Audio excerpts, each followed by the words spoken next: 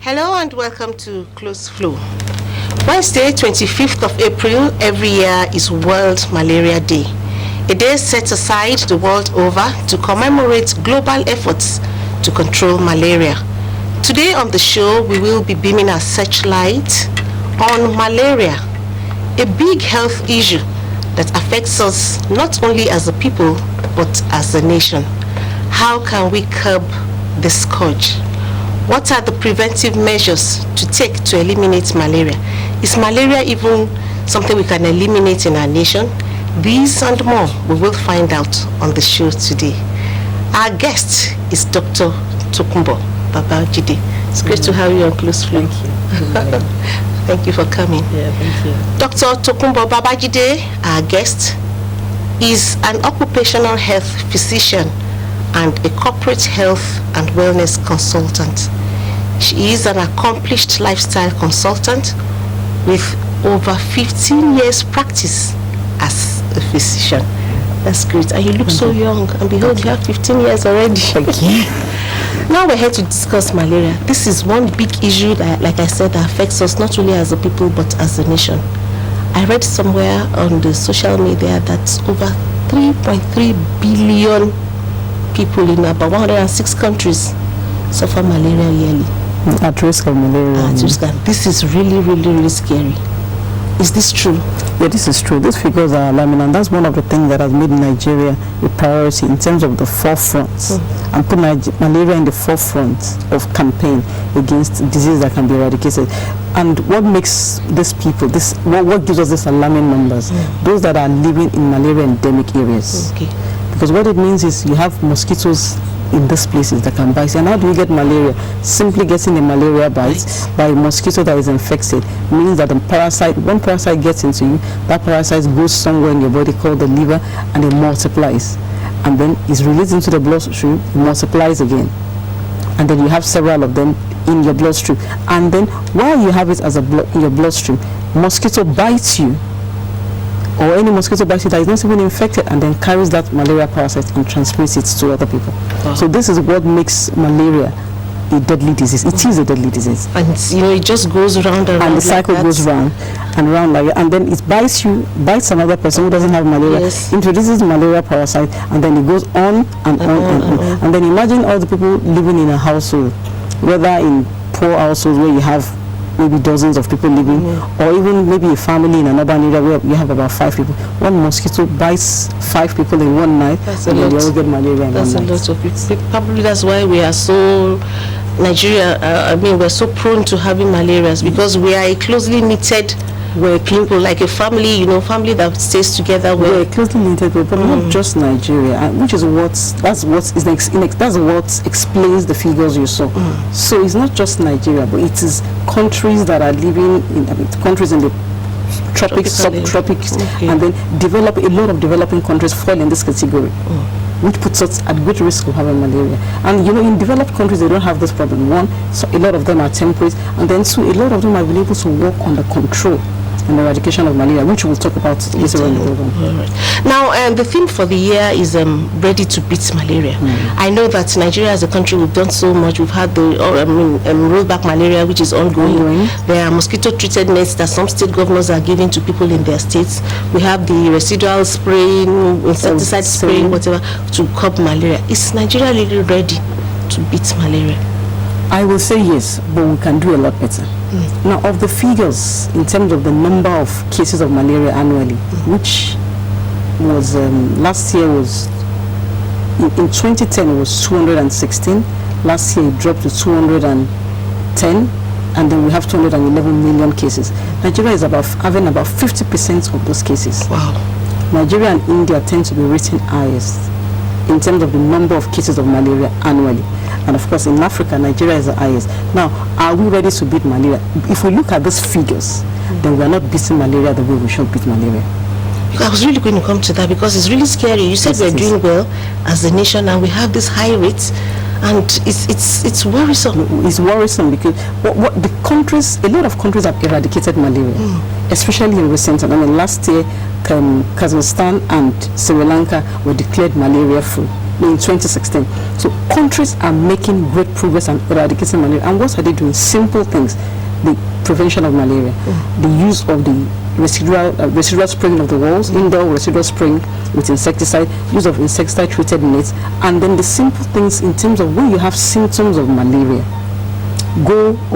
fever, go to the hospital and get tested. Find out whether you have malaria. When you have malaria, get treated. Now, why is this important? Oh, I feel feverish. I just take an anti-malaria and then I go. It's not all the time you have malaria. Oh, I feel feverish. Don't worry, I'll get over it. And then you leave. When it is malaria, you have the parasites working. You have the parasite multiplying inside you, and then you think, oh, I'm strong enough, I'll get over it. Let me just take multivitamin. That is not good, because if you have the malaria parasite inside you and you're bitten by mosquito bites, mosquito that have not even been infected prior to then, you'll be spreading the parasite. Now you talked about if you have the symptoms, beyond going to the pharmacist and taking anti-malaria drugs, one should go to the hospital and get tested. How readily and how available are the medical facilities? How easy is it for people to access medical health? I would say it is easy, and that is where, when you ask me that, are we ready? Are we doing anything? In this regard, Nigeria is making progress. I mean, unlike before, now we can say that, especially in the public sector, a lot of times when people go to the hospital, they present with fever, you're not just given an anti-malaria, you are tested. For all the health centers, you are tested to see whether you have malaria, and the tests have been highly subsidized. You have the rapid diagnostic test. Some of them are even available in pharmacies. You can buy one from the pharmacy and get them and test yourself to see if you have malaria. So the thing here, the lesson here, especially now with the World Malaria Day, the campaign is, when you have symptoms of malaria, you don't just think that you have malaria. Get treated. Whether you are buying the kit yourself and doing it yourself, or you are going to the laboratory, or you're going to see your doctor, get tested to find out if you have malaria. And then it is only when you find out that you have malaria that you should be treated for malaria. Okay, these kits you're talking about, are they readily available? And yes, are they cost effective? They are readily available and they are cost effective. Are you sure? Yes, they are. Because speaking to you now, discussing malaria, I've not heard that the kits are readily available. They are readily Probably available. I've not done enough research or to find out more. The kits, I mean, like I said, you can do it in the laboratory. They can look under the microscope, take a blood sample, make a film, and then check to count the malaria parasite. Or you can use a rapid diagnostic kit, which is readily available. But do you know that malaria tests in the hospitals are expensive? They are about 1,005. I think they're 1,500. Even in government hospitals. But right now, don't forget that we're looking at the rural area, primary health care. The government has paid attention in recent times, even though we can do a lot better, to primary health care. And in the primary health centers, these tests are available. I mean, when you get the preventive fever, that is what they will do. A lot of them may not even have doctors available, but they have nurse practitioners available. They have the community health workers available who have been trained to do the test using the rapid diagnostic kits. Okay, I'm particular about people in the rural areas. You and I are here seated and discussing malaria, but for people in the rural areas, I'm talking about the real rural, people maybe in Sokoto, downtown Sokoto, Kogi State, in some of these villages where they don't even have good access to medical care. What would be the thing you'd be saying to them as we celebrate World Malaria Day? For those in those areas, that is where the work of WHO comes in.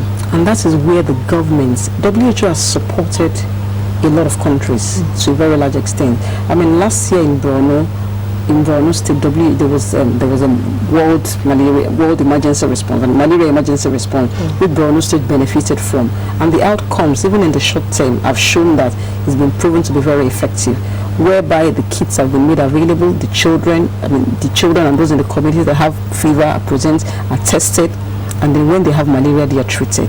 So in terms of the rural area, this is where the governments of the states and the local governments areas, the local government leaders, this is where they are coming to make sure that all their people are covered. But do you know that the presence of these health facilities are not felt in some of these very rural areas? They are not felt, and Boko Haram has even made things worse. So what do we do? How do we reach our people in the downtown rural areas? How can they have access to good medical health care? It will be left to governments and advocacy groups government advocacy groups and non-governmental organizations, which they are doing, but the coverage is inadequate. It's inadequate. So how do you think we can enlighten and reach out to people? Now, and WHO too, do you think they're doing enough? I think they can do much more. WHO can do much more, but in countries where malaria has been eradicated, the governments of those countries have played a major role. We can't leave it to WHO. It is our country. Yes. The countries have made put in a great effort working with WHO to make sure that they put in their own funding. There's funding from international organizations. WHO does a lot with the technical support. We can't leave it all to WHO. We have our own role to play. We have our role to play. I agree with you totally. And I think the government should do much more than they're doing right now. Okay, beyond malaria, I know that there are times that you come down with malaria symptoms and people say it's typhoid, and the treatment for typhoid is also very high. What do Nigerians need to do? What do they need to do as individuals and as families and as a society to prevent malaria?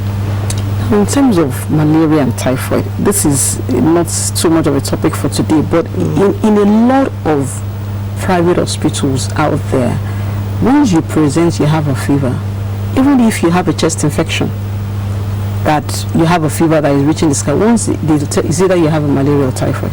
And that is a problem that is endemic in our society. So it's not so when you go to a hospital, you are told you have malaria and typhoid and you are not well.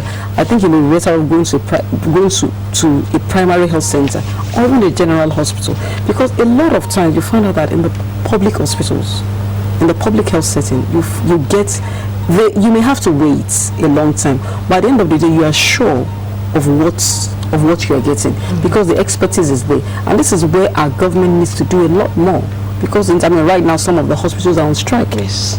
This is where our government, we cannot afford to let our health sector decay. Also. Because in the private health setting, the truth of the matter is most people just do what they like without proper supervision. There's nobody to query. But in the public health sector, there's a lot of supervision, there's a lot of training, even though which could be a lot better, but you can still rely more on the quality of care that is being received, especially at the rural level, compared to what is being done privately. Okay, now you remember that with Ebola we had the success in the elimination at the time it came. So how can we as a nation eliminate malaria? You told me just here that Sri Lanka has been declared one of the countries that have successfully eradicated malaria there. So how can we, Nigeria, our country, how can we eradicate malaria? We can, don't forget that particularly about individuals, the role I have to play, the role the man watching at home has to play, the role the lady, I'm talking about individual roles. I think for individuals, we have to start. Yes, for individuals, one of the lessons we need to learn is malaria can be prevented, malaria can be treated, malaria can be eradicated. Well, can you please state that again? Malaria can be prevented, malaria can be treated successfully, and malaria can be eradicated. So how can we prevent malaria? In terms of prevention of malaria, you want to eradicate the vectors that cause malaria, and that's the mosquito bite. So make sure that you pay attention to your surrounding environment. Okay. Get rid of stagnant water, get rid of the bushes, make sure that it is trimmed or cut regularly, remove things that could hold stagnant water like tires, old objects that are not in use, broken bottles, get rid of all of them. If you can do the fumigation of the compound where it can be afforded, yes, fine. But where you cannot, just make sure that you remove all those things, even if you can't afford to fumigate. And now we now come to the use of the indoor residual spraying, for your rooms, and there are people that cannot afford that still. I was really coming to that. So when you cannot afford that, then you make sure that you keep your doors properly closed. Don't just leave the doors open, even when you are out. Now, when you cannot afford that, we now come to the mosquito nets. There are people that cannot afford it, but I think to a large extent, especially when it comes to the distribution of the mosquito nets, where possible, you can go to your health centers, you can go to some Catholic hospitals, that give this mosquito treated nets for free, or you can save up. Sometimes, some of these nets have been subsidized. We may need to save up to be able to get it. And also, one of the things that is also important in terms of prevention of malaria is, apart from the vector control, is insecticide treated nets, which I've spoken about. Is also making sure that when you feel feverish, I've mentioned this about 2 or 3 times on this program already, make sure you get tested, because that's a great way of preventing your neighbor or your family members from getting the malaria from you. because when the mosquito bites you and bite them, then you transmit the malaria. So that's the way of preventing malaria. Now, talking about eradication of malaria, that is coming to what the whole country is doing. But even in the steps you are taking as an individual, with what I've said, you are contributing to the eradication of malaria. And where I will want to emphasize that we should not just buy the anti-malaria and use them is when you're increasing the chances of developing resistance to this medication. Wow. And that's why it is important to get treated first before you take medication. And now where we are at the moment is we don't even when the drugs that are being taken are the artemisinin combination therapy, ACT. Now, when there is resistance to this, there's going to be a lot of problem, because right now the WHO has told us we don't even have options. I mean, we had chloroquine and then we moved. But once there's resistance to it, there's going to be a big problem. So we're all being advised that you only take this medication, or you only prescribe this medication when you have tested and on prescription, and the patient is positive for malaria. Wow. But do you know that at times when people go to the pharmacist, like you tell them, I have had an experience, like I went to a pharmacy and I said, I think I have a headache. Would it be migraine? And the man just said, no, madam, just treat malaria. And he gave me something to treat the RCT, whatever, and everything. So there's a kind of, a confusion between pharmacists and doctors. And the role has to be defined. Like you have said, you have insisted here that the right thing to do is to go to the hospital, get tested, and get your prescription and take it to the pharmacy. But when pharmacists prescribe drugs and say, okay, I think you are coming down with malaria, and then they tell you just... I think there is no gap. I think there is no conflict between the pharmacist and the doctor. What is lacking is a knowledge gap on the individuals.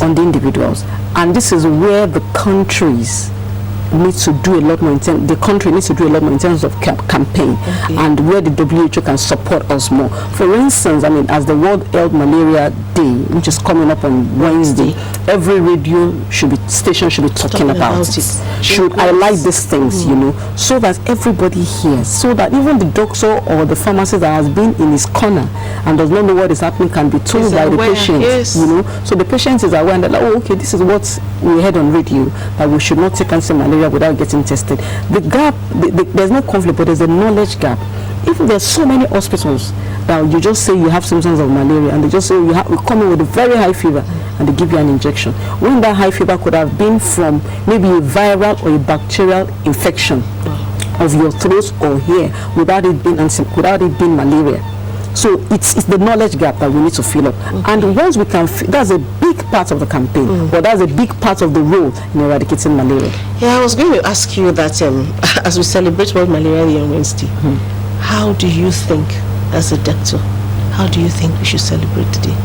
Beyond all the coming here to talk about it's World Malaria Day, and then the rollback malaria is ongoing, mosquito nets are readily available, the insecticide residual spray, and beyond all of that, how do you think we should create awareness so that the people in the rural areas can know this thing we are saying to me now, that the first thing to do is to go to the hospital, get tested, and then get your drugs? Now, what I think we can do is, as a country, don't forget that it's not in all hospitals that we have, it's not in all communities, especially rural areas, that we have hospitals. Yes. There are some communities that when you get there is Baba whatever that they will listen to. Yes. Or when you get there, some communities may be this alpha that they will listen to, or this. We need to identify with whatever works in every community, and whatever or whoever the people in the community listen to, and then work with these people, train them on how to educate people on the simple things to do with rapid diagnostic testing. Make these kits available so that when they go, and educate these stakeholders, I will call them stakeholders, so much that they understand that, okay, when somebody comes with you with a fever, when a child is brought with a fever, when a pregnant woman is brought with a fever, the first thing we do is test for malaria. When they have malaria, if it is a child, you give this. If it is this, we did this. Which is this. That is where the funding comes in. That is what all that money, is in training. Because it's not all the time that you can go and establish all the facilities. There may be limitation in terms of establishing primary health centers, but you can, just like as it's been done with the traditional birth attendants, you can do the same thing with these people that are like the first aiders, for each communities, or some of them may even be patent medicine stores in some communities, in some villages. You need to identify with them. You need to train them and educate them so that when the patients or when the people come to them, then they can take this to them. Okay. Now let's talk about malaria vaccines. Okay. I've heard that malaria vaccines are available. Are they readily available? And do we have enough vaccines to cover people? We're talking about over 60 million people. For malaria vaccine, I mean that's a great improvement that has come, in this decade. But 3 countries at the moment are being, and Nigeria is not included, are being the research is ongoing. The test is ongoing to test the vaccine. But in Europe, is available already. So it's only with time that it will be available here, and then we can now come down to the cost. Even it's not even available as in Nigeria, it should be. No, it's not available in Nigeria at the moment yet. Well, with all the funding from WHO and the research is still ongoing. So even right now, the pilot is being rolled out in 3 countries in Africa. So it's not been declared. Available. Okay. Now, as we celebrate World Malaria Day, I read that WHO is also celebrating its 70 years and the activities it's celebrating. So it's like the whole thing is coinciding, and we're saying, no, this is really good. Is it really good for us? I'm talking about the coinciding ceremonies and everything. Is it beneficial to us as a people? Yes, it's so beneficial, and I will tell you why. For instance, there's a lot of attention on the fact that WHO is marking its 70th anniversary, and it coinciding with World Malaria Day means that the emphasis is going to be on World Malaria Day. So that means there will be more campaign, there will be more talks and enlightenment. And now also, there's something I would like to mention here concerning what has been done in terms of eradicating malaria. The WHO set something, provided a guideline, more like for the global technical strategy for the eradication of malaria 2018 to 2030.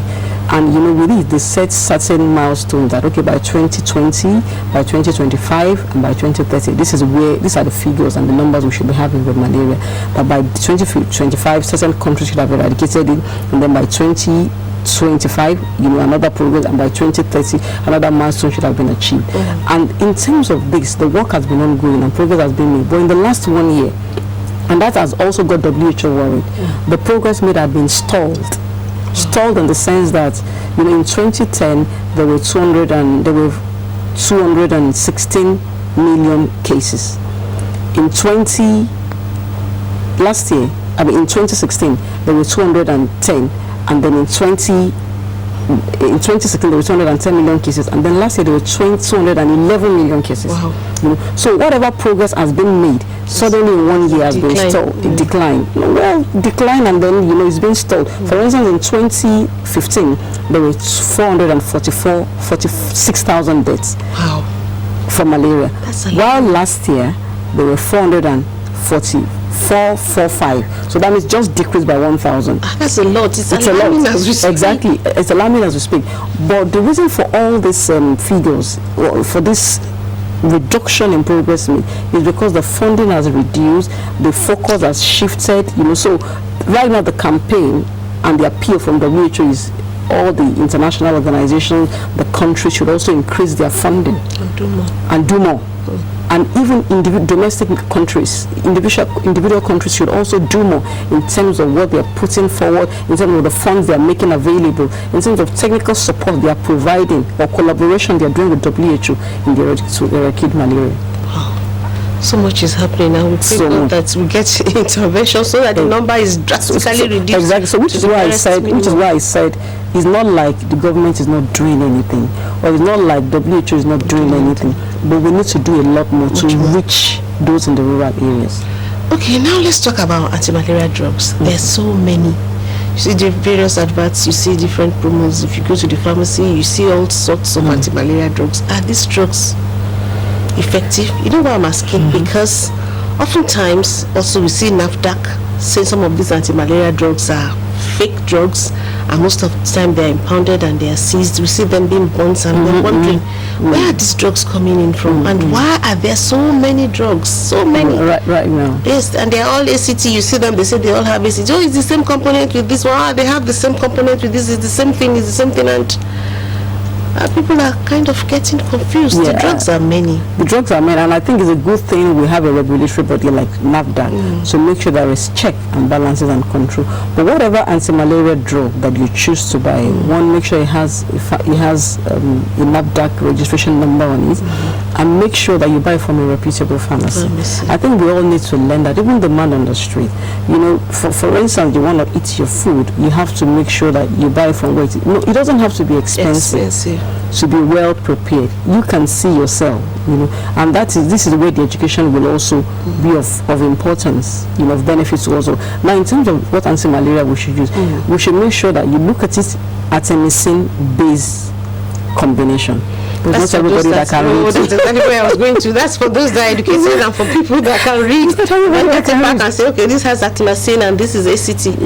But for the ordinary man on the street, for the people in the rural areas, how do they know? This is where the education of the patent pharmacy stores, the education of the nurse that opens a shop, you know, the education of the doctor with the hospital behind my room, you know, this is where it comes in. But the problem with that is Nigeria is a country where almost everything is adulterated. I mean, you hear there's adulterated fish. Salt is annoying, it's so painful. So this is where the problem is. And you also hear there's also corruption amongst those that should educate people.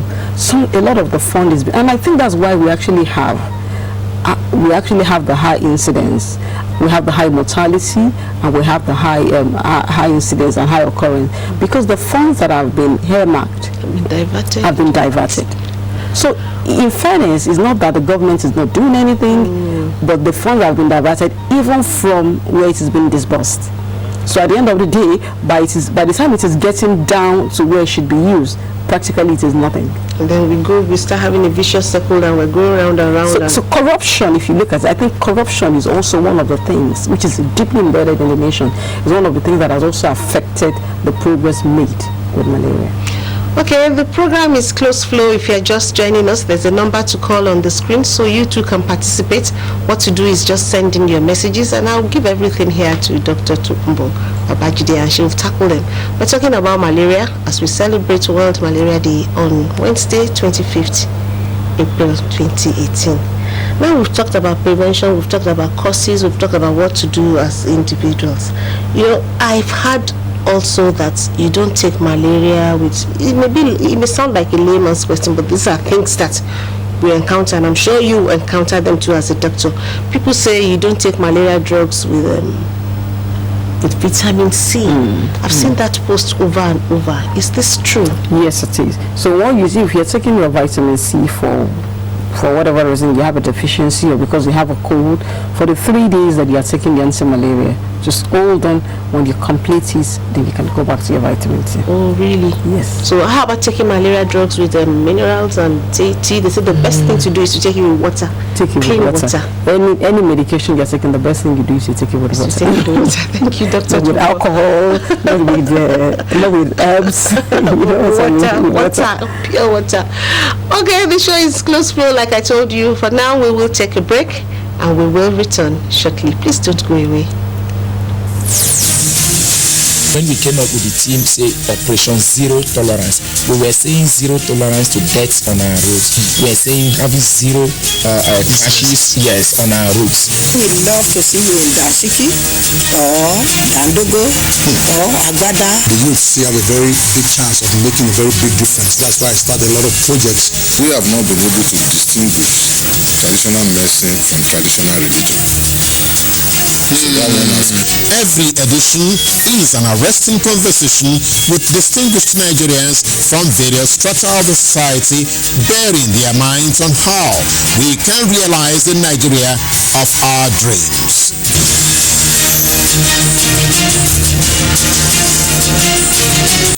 Join us live on Close Flow, Monday and Friday, every week here on NTA2 Lagos Network Center.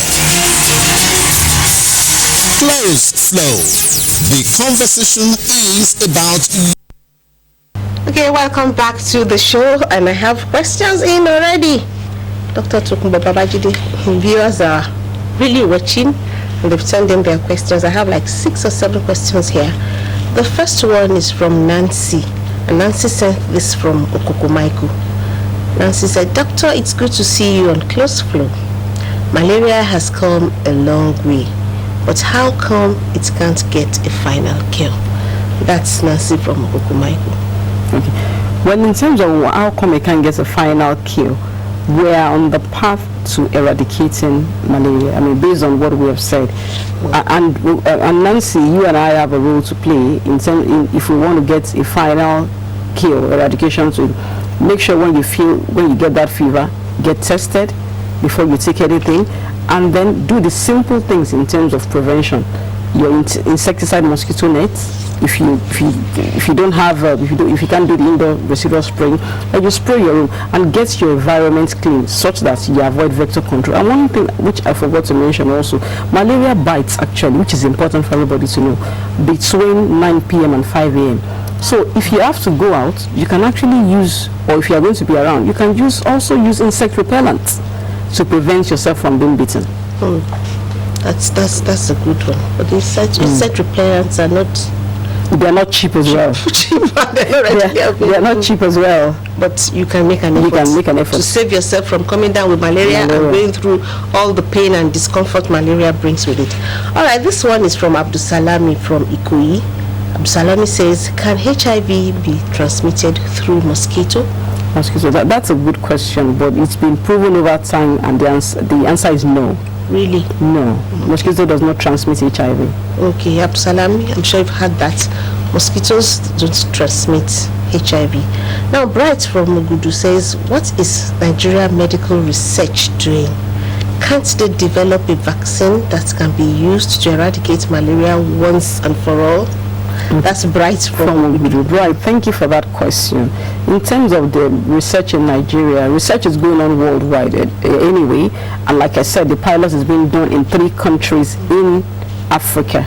So when the outcome is out, Nigeria will eventually benefit. Though we do not have the means of doing the research, or in terms of, research is going on, but when it comes to research, a lot of funding is involved, and it is done at a very high scale, which we may not be able to afford to do here in Nigeria in terms of the equipment that is involved, in terms of the providing the right environment based on the machines that are being used. But whichever way it is, the pilot has been done already in 3 countries, and Nigeria is going to benefit eventually. That's the good news here. That's hopeful. Yes. Okay, between traditional medicine and orthodox medicine, which works faster and better? That's Ogechi from Festac. Okay. You know, these are Agbo people, these herbal preparations that they sell around, and they're so cheap, they're everywhere. They tell you this one is for malaria and it works like in 2 days and everything. Ogechi, I will also say that's a good question, but I haven't proven the herbal one, so I do not have the answer to that question. That's something that we really have to enlighten our people about. Now, let me speak. Because you have said that, let me also speak in terms of the herbal one. There has to be caution here, because a lot of these herbal preparations are being made with alcohol, which is not good for your liver. And also, a lot of this concoction, different things are also added to them. So over time, we've noticed in the hospital, people come down with liver diseases. They come with chronic liver diseases eventually, and you find out that a lot of them that come down with chronic liver diseases are those that have been taking herbal preparation, herbal concussion. You didn't make it, you don't know what is inside. So also with this, there has to be a lot of caution here, because the ACT, the artemisinin, is being made from herbs. The medication are being made from herbs, but they have been prepared in such a way that what is inside them is known. So they are not chemicals as such, they are being made from herbs. That's one thing we need to know. And it's better for you to take what you know to just gamble what you don't know, because we know the overdose, we know the right proportion, but with those you don't know the right proportion. Yes, so this woman that is telling you take 2 cups and 3 cups, she has not been to the lab. For the drugs that you are taking, maybe we should all know this. A lot of research has been done. I mean, which is why even for the vaccine, trials are being done in 3 countries. They are not just being introduced, so that we can know the side effects. We can know the proportion that should be taken. But in terms of herbs, nobody has done anything. They just prepare it and then they bring it out and then you are drinking. People are drinking and they drink everywhere. They drink everywhere. It's really scary. I think we should really enlighten our people on the dangers of these drugs and the proper dose to take. So the people just don't clog their livers with all sorts and come down and come down with different diseases. Okay, Omobalanle from Aja says, please throw more light on resistant malaria. But that's it. In terms of resistant malaria, I'm sure she means malaria that is resistant to anti-malaria, which is one of the problems that we're having. That is one of the problems right now with malaria. For ACTs, I mean, like I mentioned in this program, which is why we need to take them with caution, because when the resistance has been recorded in some countries already, resistance to ACTs. But even when there is a resistance to ACTs, just make sure that the component that is with the ACT is a strong component that can still get rid of the parasite. But in terms of the way to prevent resistance is to make sure that you don't just take that anti-malaria, and that's the message for you and I, but to make sure that you get tested before you take your anti-malaria. Okay. I'm sure Ogechi you've had. The important thing is get tested before you take your malaria. This one is Dupe, and that's my name. She sent in this from Songwater. She says, is malaria prevalent during the rainy season? Is that a myth or is it true? Is malaria prevalent during the rainy season? Well, as long as in the rainy season, yes, it will be, because don't forget that is when you will have more stagnant water.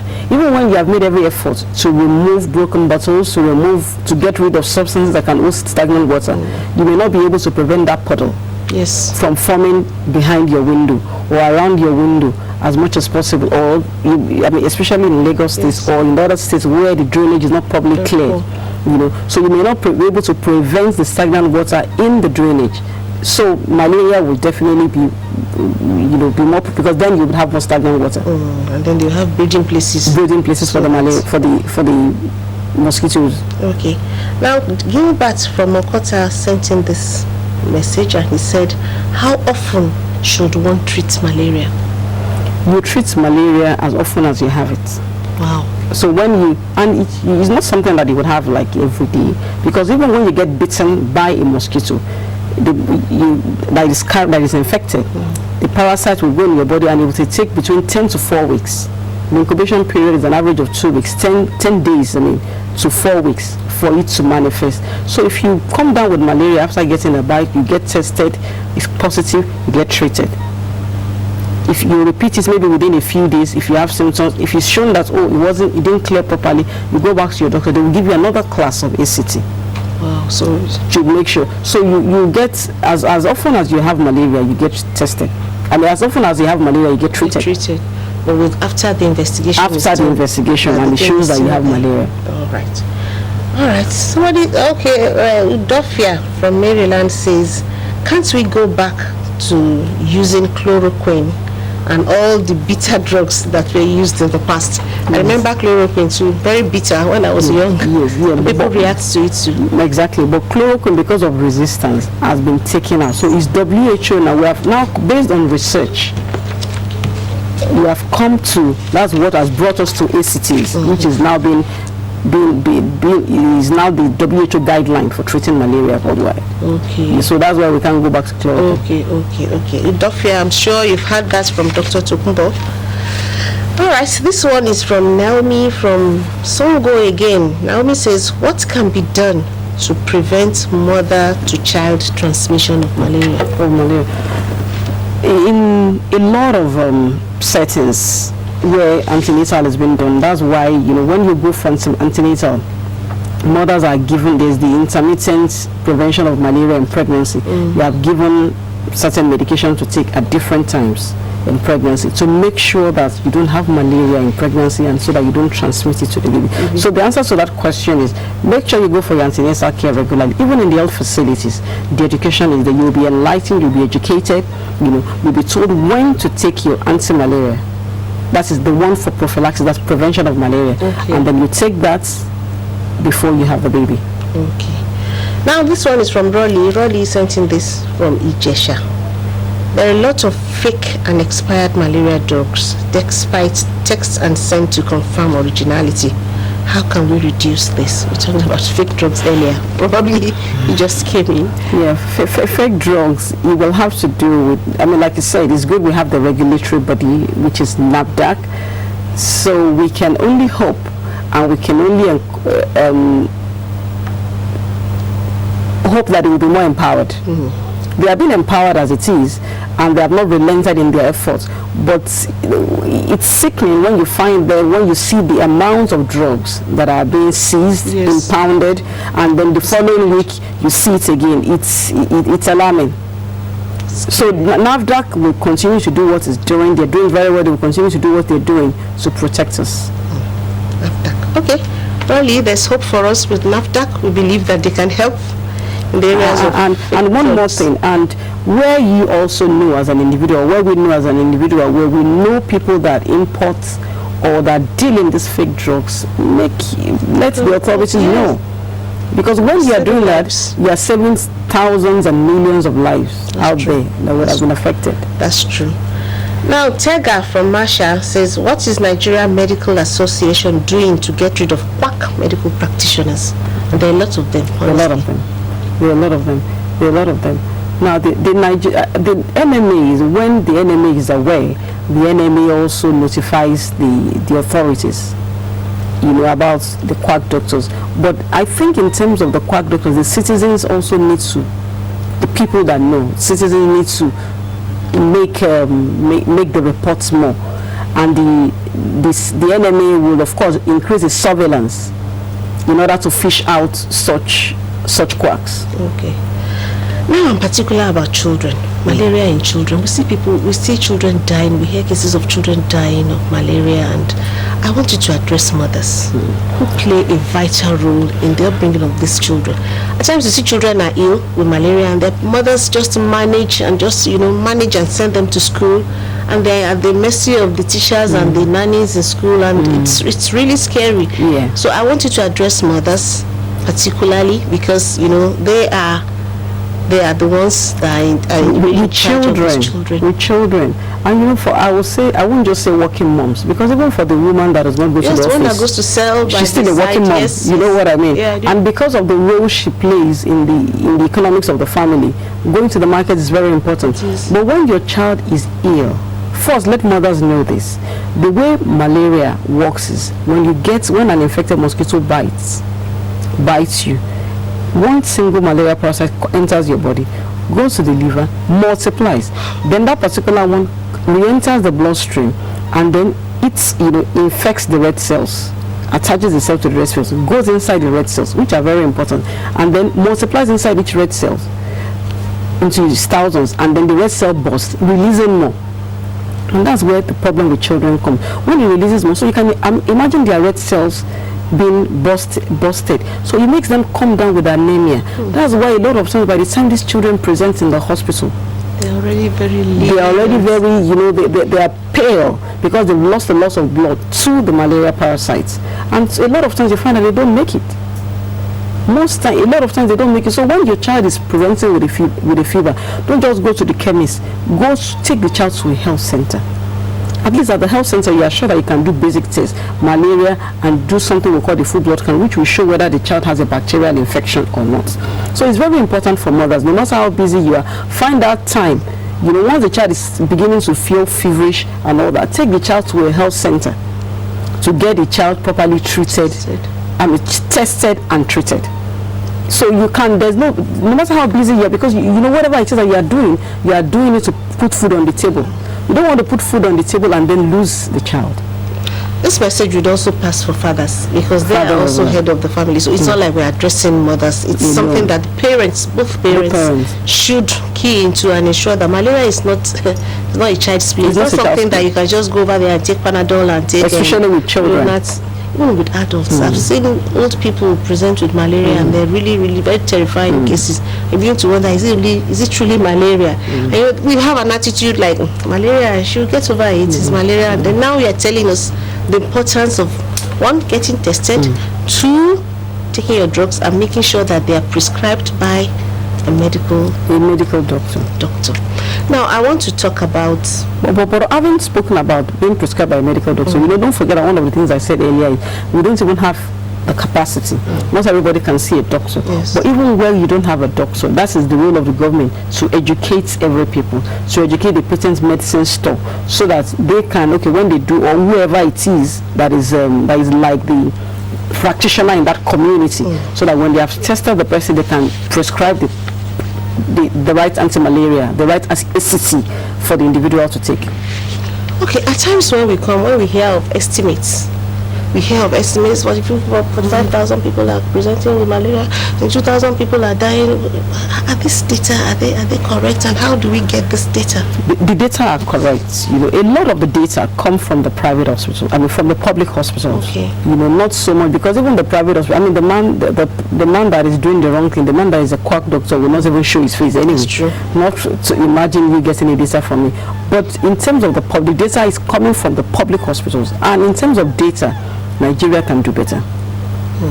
Some other African countries really have gone ahead to do excellent job in terms of data collection of data and presentation of data. But in terms of our public sector, our teaching hospitals, our government hospitals, even the health centers, the data is coming from the public sector, and the data are reliable. Yes. Wow, that's good to know. Because don't forget, because Nigeria has bodies, regulatory bodies working with the WHO in the campaign and control of malaria. Okay.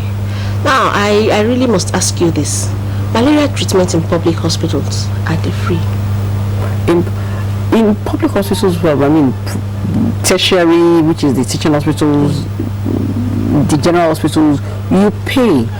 But a lot of them come at a cost that is, way cheaper than going to the private hospitals. It's just that people have to deal with the timing, having to wait, the queue and all that. And in some private hospitals, especially when I spoke of Borno State, in some communities where the international bodies, WHO, the government are working with them, some of them can get it free. But don't you, in your own perspective as a doctor, don't you think malaria treatment should be free? Malaria treatment should be free. You agree? I agree with you, absolutely. Honestly, I think that's my take too, because it's one disease. It's a disease, isn't it? It's a disease that is prevalent at the primary care level. Public, that's the primary health center, primary health facilities, primary health centers. You go to the health center. You test yourself for malaria. This is malaria. We give you anti-malaria. The test should be free. The drug should be free. Test should be free, and the drugs, because that will encourage people to come at the primary care level. Okay, that's good to know, and it's really happy. I'm happy, and it's refreshing to know that malaria should be treated free, if not for nothing, to save our people, to save souls, and to reduce the rate and to reduce the burden of malaria. Nigeria has a very high burden, and it's really scary. Every time I hear that the burden is high, I begin to get worried. We're doing about 50%. So we need, the government needs to take such actions to encourage people to come out to get tested, so that. And the only way to encourage people is when it's free. Because when you think about going to the hospital, for example, you're sure to meet about 50 people already on the queue. If you get there at 5 o'clock in the morning, there are about 60 people already. And then you need to test in the lab, you pay some money, you need to buy your drugs, prescribe some drugs. The drugs are not free. And I think this deters people from going to the hospital and discourages, because you wonder that probably at the end of the day when I get there, the drugs won't be there and I have to go to the lab. And then they begin to manage and source for drugs at the pharmacy and the neighborhood, and the neighbor or a nurse could just come in to say, let her take Lonat and 2 paracetamol in the morning, and then the issues are there, and then we're having issues of recurring ailments and diseases and infirmities. All right, thank you. Now let's talk about the role of the government again, because I want us as a nation to really tackle this issue and know that beyond our roles as individuals, as community leaders, as everything, the government also has a role to play. You know what I'm talking about, these rural areas? It's because I have gone home. I'm from a very rural area, and I've seen people really suffer. little ailments like diarrhea. People are dying of diarrhea. People are dying of malaria. People are dying of even having a cut. People go to the farm, they have cuts on their legs and they're dying of tetanus, and they tell you it's because of the breeze and the distance and the problems of going to the hospital and the challenges. What can we do about these challenges? The NGOs and other advocacy groups should, it's not everything that government can do.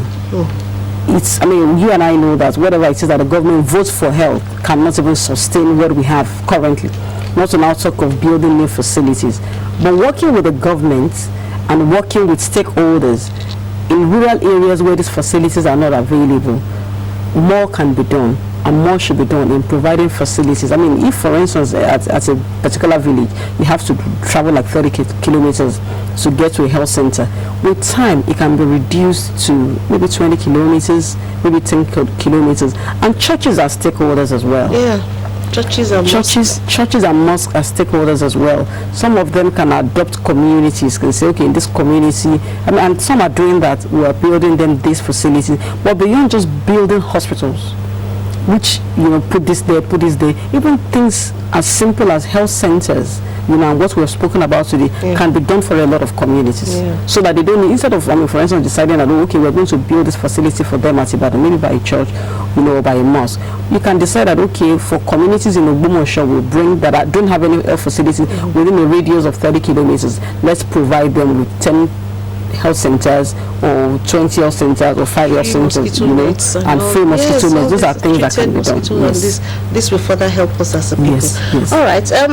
Chizo from Aja sent in a message saying, taking fruits that contains vitamins while treating malaria, is this good? You can take your fruits as eat your meal as you should. That should not affect whether you're taking anti-malaria or not. Okay, so it's good to take your meals. You can take your meals and anyway. Yes, so you can go ahead and take your fruits as you should, even if you're the lab. If they do the test, the result probably will not come out in another 2 days. And the doctor just thought, you know what, this baby that has a fever of 39, I'm better off treating this child. That could have been the scenario. But whichever way, it's still important that we get treated. And in the mother's own case, my mother said, okay, thank you, doctor, for giving me this. But can we at least have the test done, even if it means the blood will be taken and then I can come back for the results? Because also logistics can also be part of this. You can imagine in our general hospitals where you have maybe 100 patients or even 300 in the outpatient department, and then the logistics waiting to come back the same day or even the day. So that may be part of it. So logistics may be part of the reason why that has not been done, which is why the provision of the health centers in as many communities as possible will be beneficial. Thank you, Dr. Tokunbo. I know we've been talking for almost over 45 minutes, but then I want you to say this again, because this is very, very important. I won't let you go without saying it. You've said it before, or you must say it again. And please say it to the camera so the mother, the parents, everyone watching at home, wherever they are, will take away something from this conversation today. Please tell us how, again, to prevent malaria. So we're not losing people on daily basis and coming down with such great data, like 44,000 people are dying, 80,000 people are dying from malaria. It's really scary. So I want you to look in the camera and tell our people what to do to prevent malaria. So that if we can't even curb or eliminate it, we can at least reduce it to the barest minimum. We've spoken about the eradication of the vector, and that's one, keeping a clean environment within your home and around your home. Make sure that you avoid anything that can hold stagnant water. Cut the bushes, cut the grass, avoid things like abandoned tires, broken bottles that can hold stagnant water, especially when the rainy season comes. Cut the bushes. That's eradication of the vector. Another way to eradicate the vector is indoor residual spraying. Even though there has been resistance to some of the chemicals, but this is still very, very much advocated. And then use of the insecticide treated nets and use of mosquito repellents at particular hours, because we know that mosquito tends to bite between 9 p.m. and 5 a.m. So if you want to go out, maybe for those that go to parties, you can use your mosquito repellent while you're going to be at that all-night party or all-night vigil, which is common in our environment. These are things that we need to pay attention to. when you will not be under your mosquito net, when you will not be in your room, when you have sprayed, because you are going, I mean, there's some that go for vigils as many times as possible. Use your mosquito repellents at such times, and make sure that now coming down, that's for the vector control. Now coming down to the diagnosis of malaria.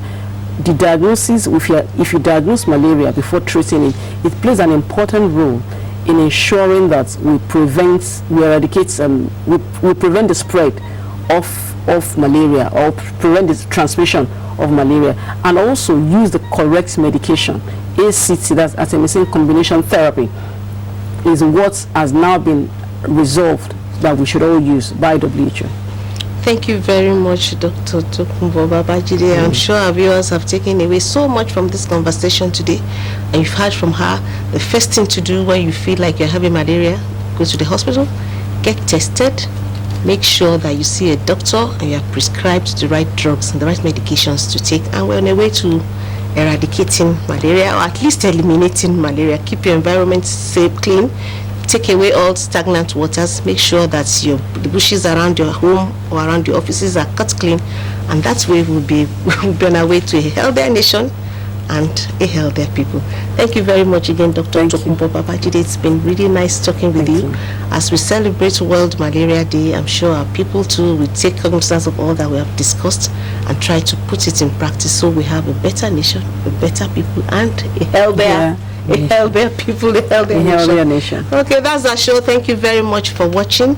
Until we come your way again, be kind to one another, and please, let's stay healthy. Bye-bye now.